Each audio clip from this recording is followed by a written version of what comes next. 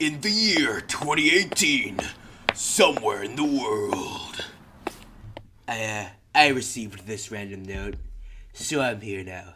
The Donald Trump is now here. So, what are we here to do? We're here to convince you that communism is the best way to govern country. Putin? But why are you here? He not only one that's here. Rocket Man! Whoa. Jonathan, calm down. We're not doing that. Why not? It's about communism, and we could use my rockin' announcer voice. Back me up, Sparsh. Okay, jeez. Don't need to be so mean about it. But what can we do?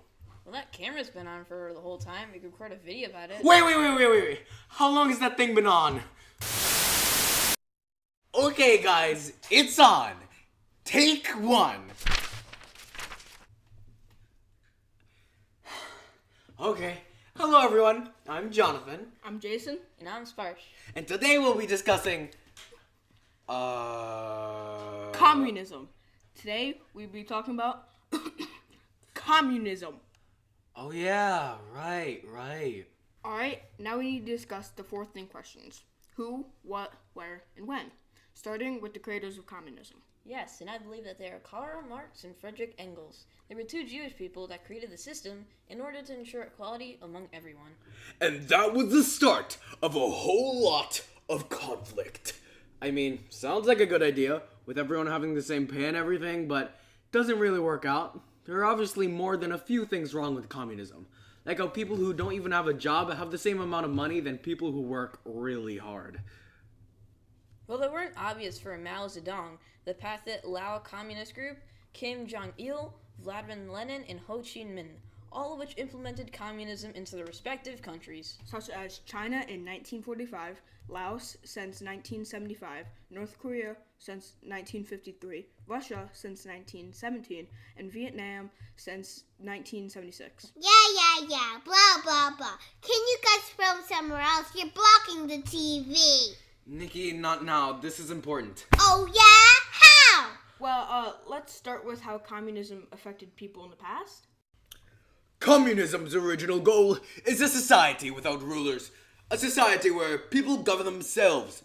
But until this is accomplished, a superior government has absolute power.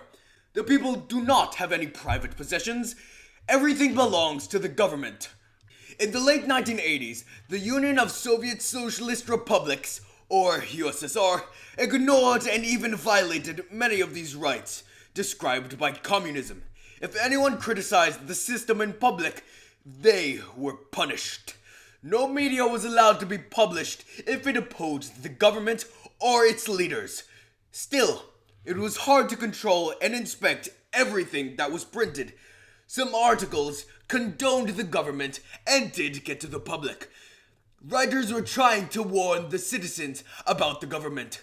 A similar thing happened in China, with Mao Zedong leading the communist revolution there. Communism has affected people in many ways in the past. Okay. Jeez, I'm sorry, Shh, hush, child. It's okay. We only have a couple more minutes left. Ugh! Nikki, I don't think you understand how important this actually is. No, it's not. Communism is over already. Well, I mean... Today's Russia and North Korea are still communist.